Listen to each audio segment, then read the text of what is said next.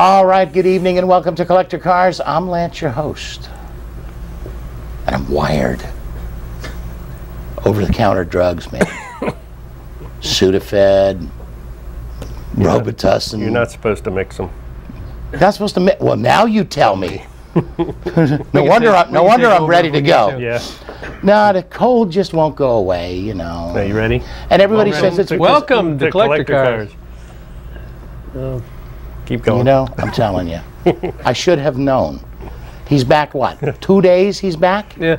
Yeah. And, you know, move your feet and you get your seat back. Yeah, move your feet and you get your seat back. Yeah, that's what RJ said. Yeah, he said you lost huh? your seat, but I got it back now. Yeah. Was quite a weekend. Very good. Had a lot of good shows we got in.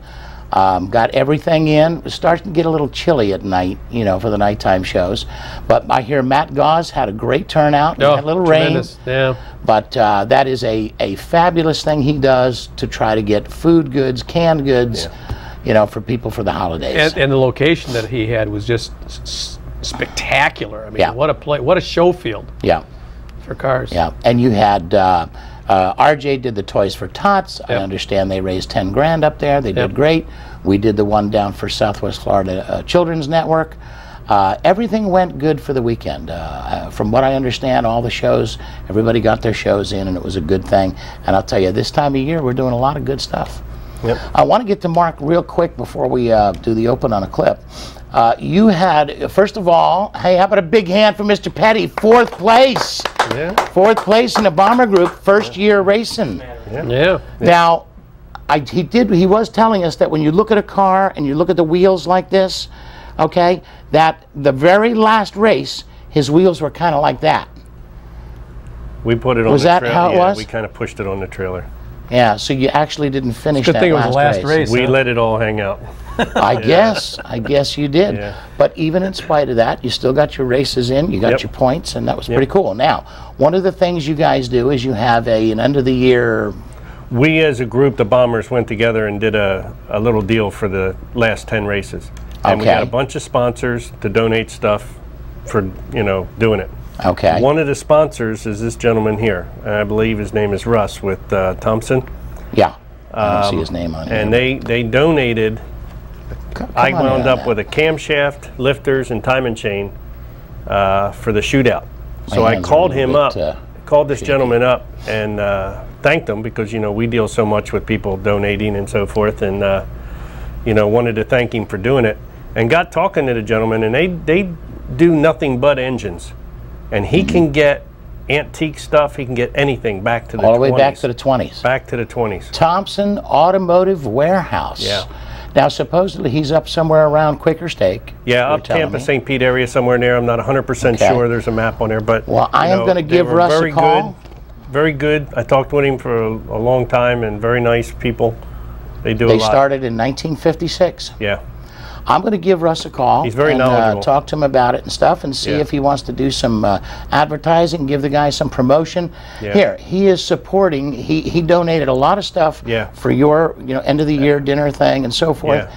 And that's pretty cool because today it's tough with the sponsors. Yeah, and he deals a lot with the racing, but he also deals a lot with everything else, and he does marine work and everything. And he's basically a parts house. That's it. And he really doesn't do the engine building. No, he does and just engine parts. He don't do performance, brakes or domestic, suspensions. marine, diesel, import. Yeah. Very cool. You need it, call him. All right, Russ. Mr. Petty got you mentioned on the show here. I'm going to give you a call, and let's see. Let's talk to him about passing out some of his cards.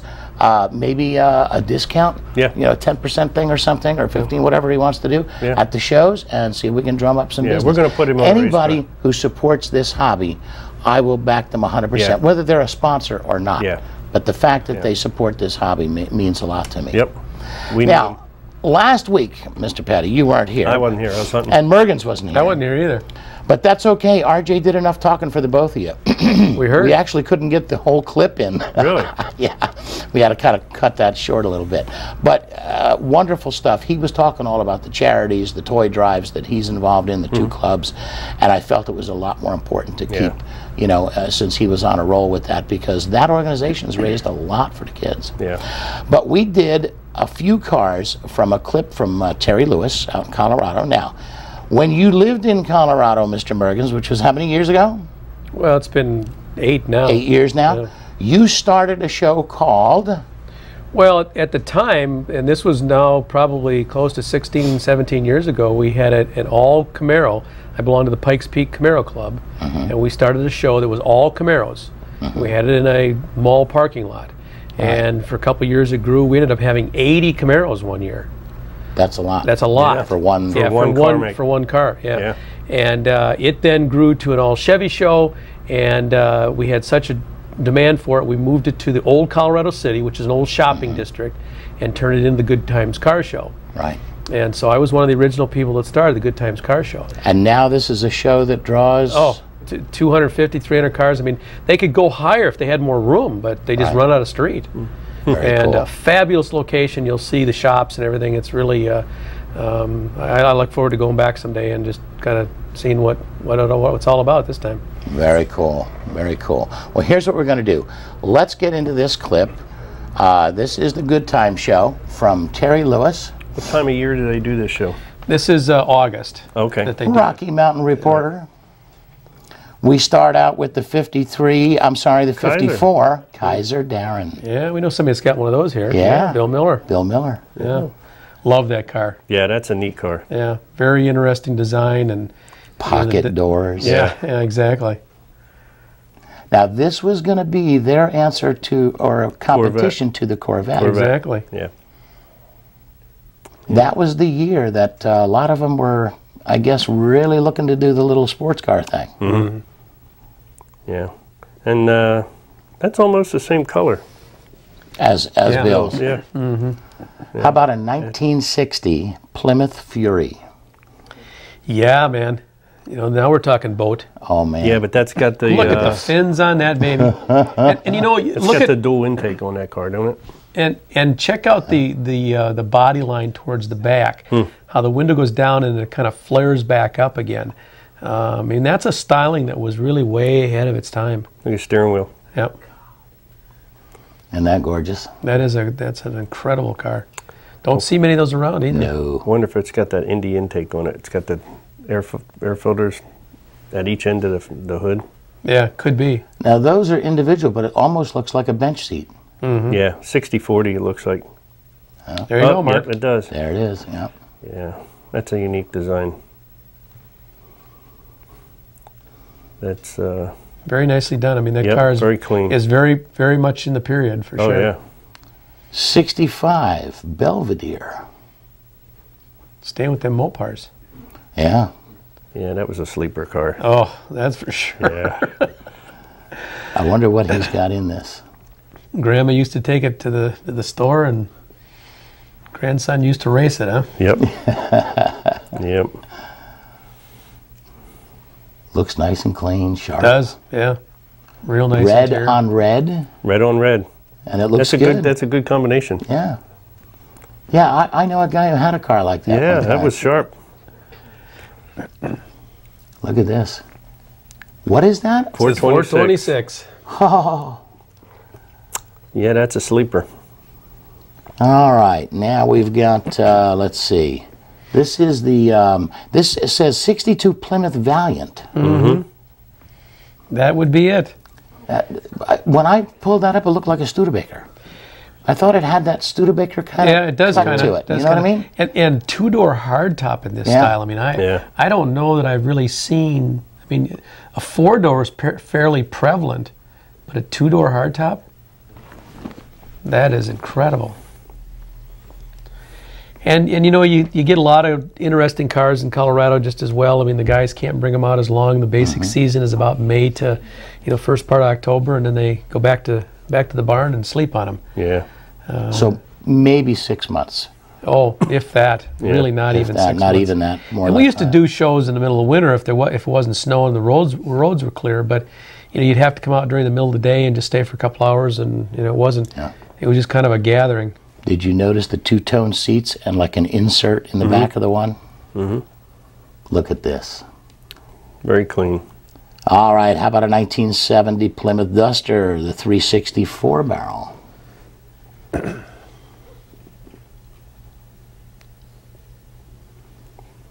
That was a pretty common. Yeah, although even by that year now, of course, things are starting to. This was right at the height of everything. Yep. You don't see those vinyl tops anymore either. No, you sure don't.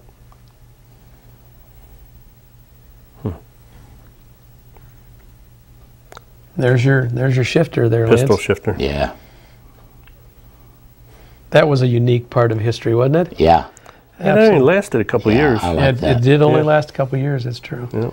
Check this out. Oh, man. 55 Ford F-100.